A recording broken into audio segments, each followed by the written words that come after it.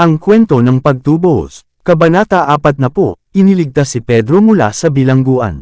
Ang kabanatang ito ay batay sa mga Gawa Kapitulo 12 versikulo 1 hanggang 23. Si Herodes ay sinasabing isang proselita sa pananampalatayang Hudyo, at maliwanag na masigasig sa pagpapatuloy ng mga seremonya ng kautusan.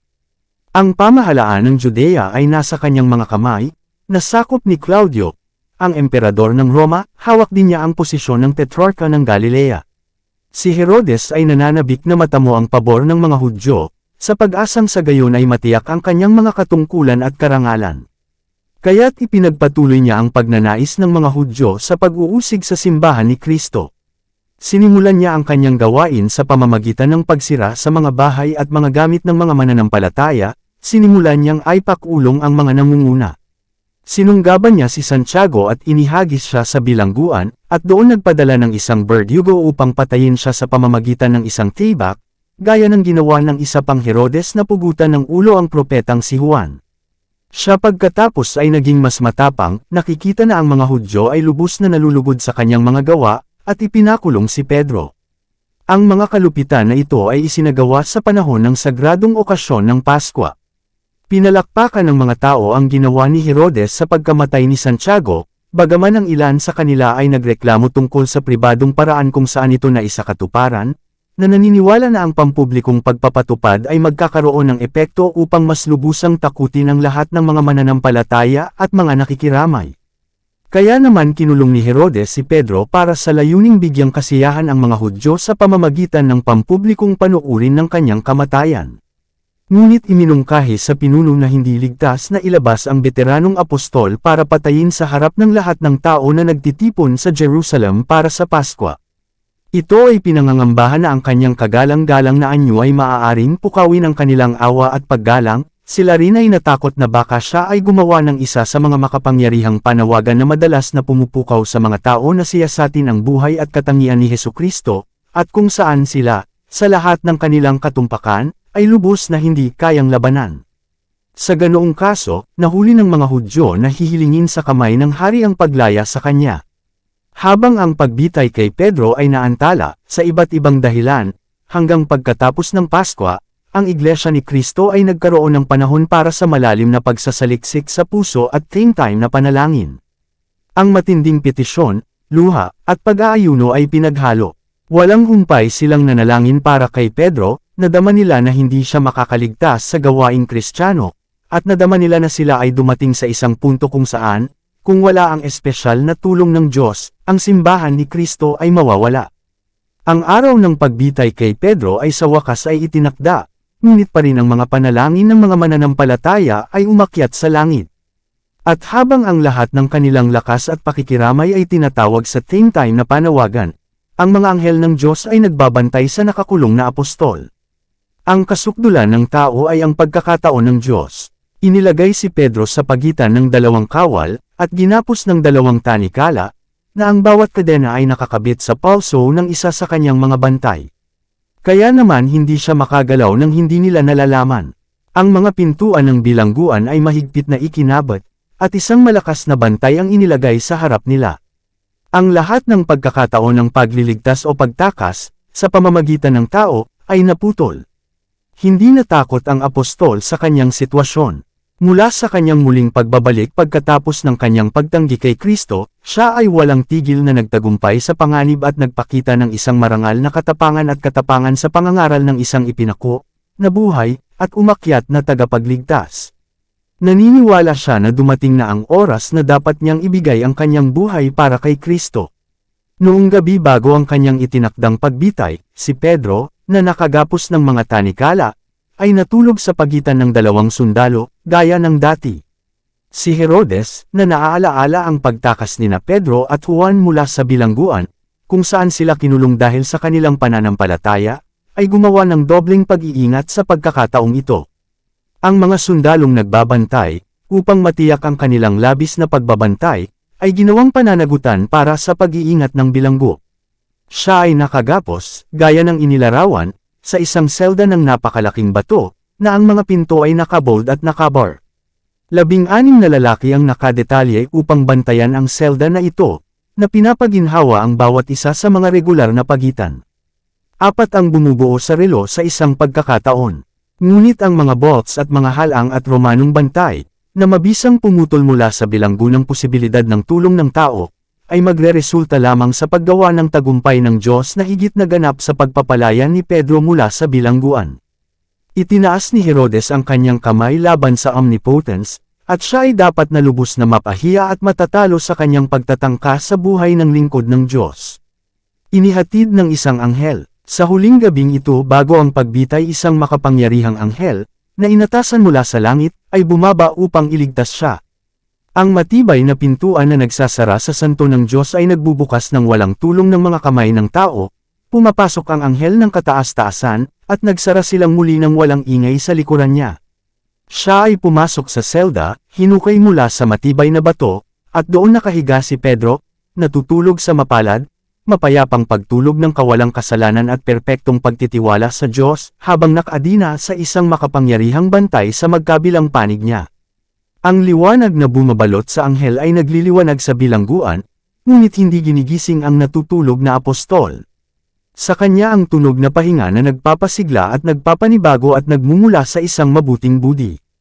Hindi nagising si Pedro hanggang sa maramdaman niya ang paghampas ng kamay ng anghel at marinig ang kanyang tinig na nagsasabing, "Bumangon ka kaagad."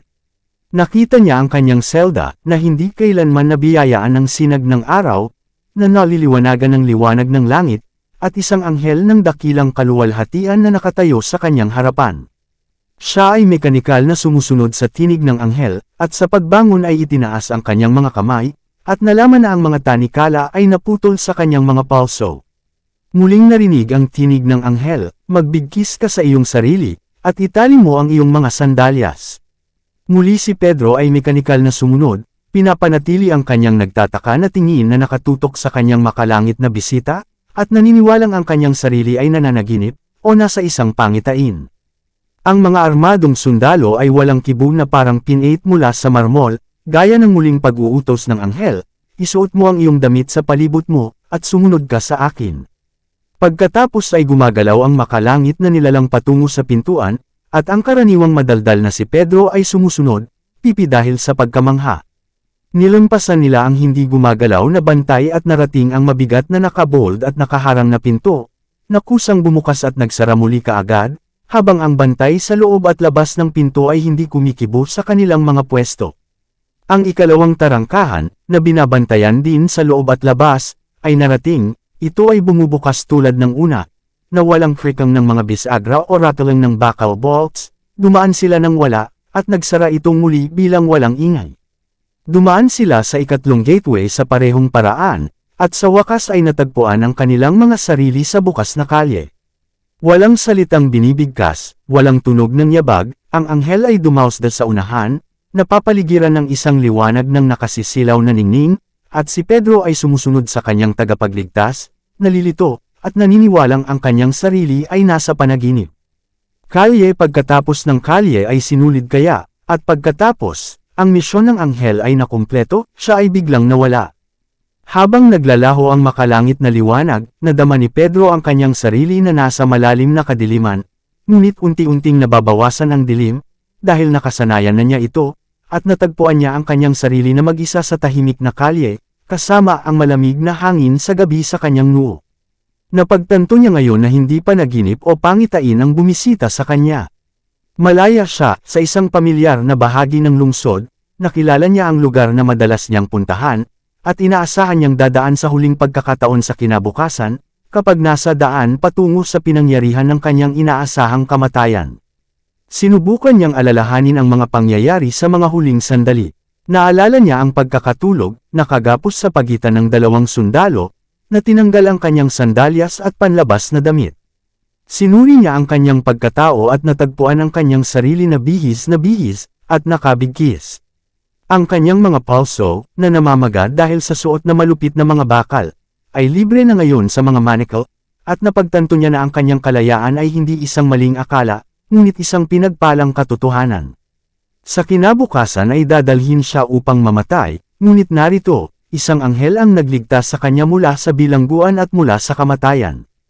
At nang magkaisip si Pedro, ay sinabi niya, ngayon ay talastas ko na sinugo ng Panginoon ang kanyang anghel, at iniligtas ako sa kamay ni Herodes at sa buong pag-asa ng bayan ng mga Hudyo.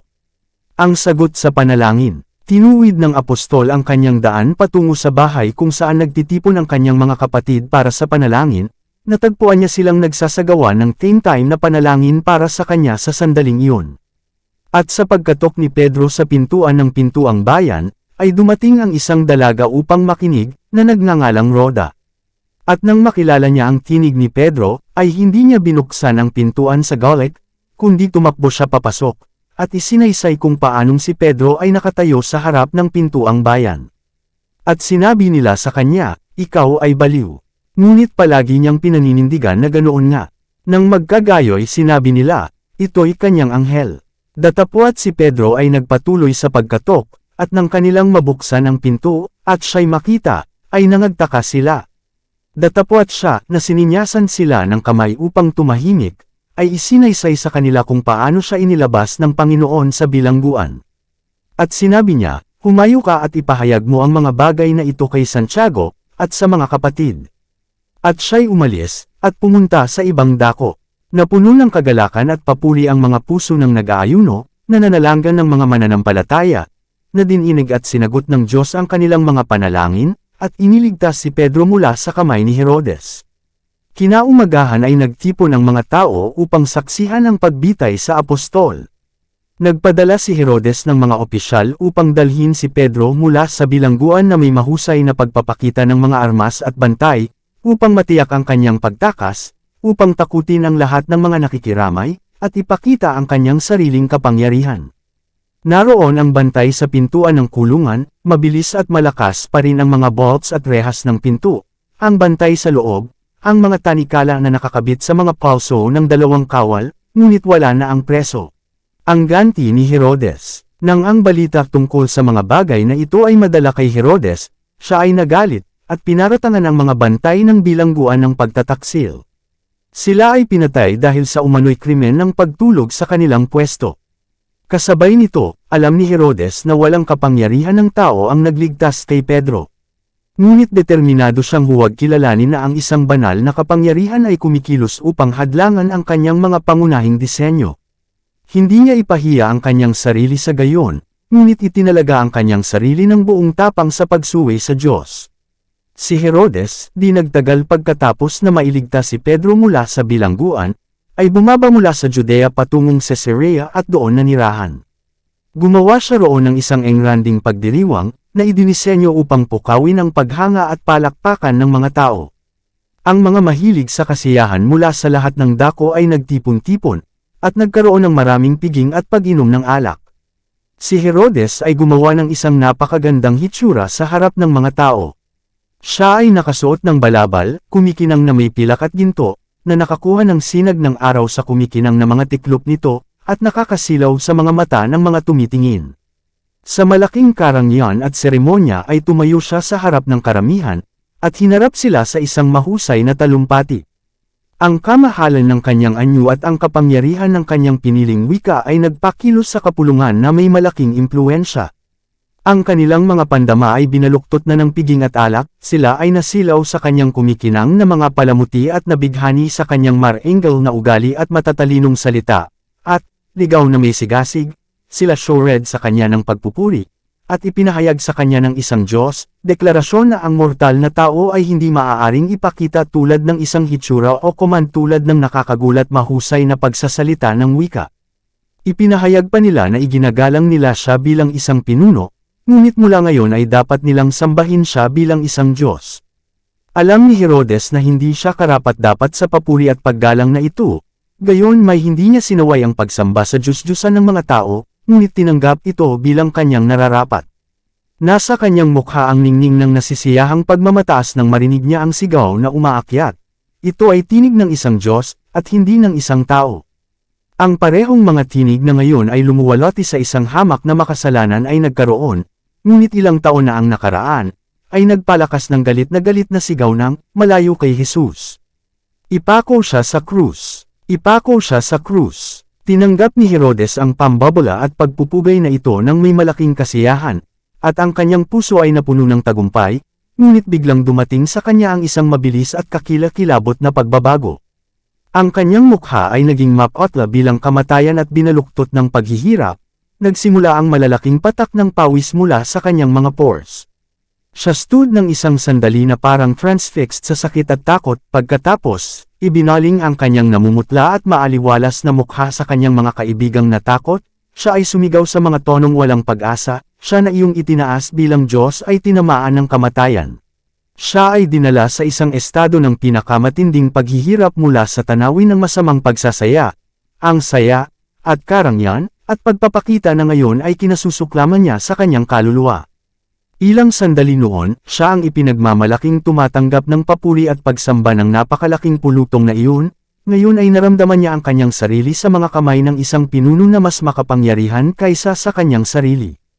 Ang pagsisisi ay inagaw sa kanya, naalala niya ang kanyang malupit na utos na patayin ang inosenteng Santiago, naalala niya ang kanyang walang humpay na pag-uusig sa mga tagasunod ni Kristo, at ang kanyang plano na patayin si Apostol Pedro, na iniligtas ng Diyos mula sa kanyang kamay, naalala niya kung paano, sa kanyang kahihiyan at bigong galit, siya ay nagdulot ng kanyang walang katwiran na paghihiganti sa mga tagapag-ingat ng bilanggo at pinatay sila ng walang awa.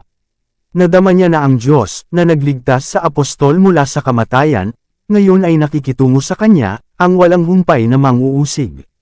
Wala siyang nakitang lunas sa sakit ng katawan o dalamhati ng isip, at wala siyang inaasahan. Alam ni Herodes ang batas ng Diyos, na nagsasabing, huwag kang magkakaroon ng ibang mga Diyos sa harap ko, at alam niya na sa pagtanggap ng pagsamba ng mga tao ay napunan niya ang sukat ng kanyang kasamaan at dinala sa kanyang sarili ang matuwid, galit ng Diyos. Ang parehong anghel na umalis sa maharlikang korte ng langit upang iligtas si Pedro mula sa kapangyarihan ng kanyang manguusig, ay naging mensahero ng puot at paghatol kay Herodes.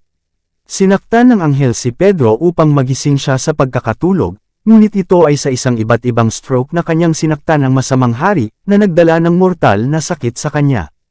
Ibinuhos ng Diyos ang paghamak sa kapalaluan ni Herodes, at ang kanyang pagkatao, na kanyang ipinakita ay nakasuot ng maningning na kasuotan sa harap ng hinahangaang titig ng mga tao, ay kinain ng mga uod, at nabulok habang nabubuhay pa. Namatay si Herodes sa matinding paghihirap ng isip at katawan, sa ilalim ng retributive justice ng Diyos. Ang pagpapakitang ito ng banal na paghatol ay may malaking impluwensya sa mga tao. Habang ang apostol ni Kristo ay mahimalang iniligtas mula sa bilangguan at kamatayan, ang kanyang manguusig ay sinaktan ng sumpa ng Diyos. Ang balita ay ipinadala sa lahat ng mga lupain, at ang paraan ng pagdadala ng marami upang maniwala kay Kristo. Dito nagtatapos ang Kabanata 40. Para updated ka sa susunod na kabanata, ay huwag kalimutang mag-subscribe, mag-follow at mag-share sa ating channel Renilab TV. Maraming salamat po.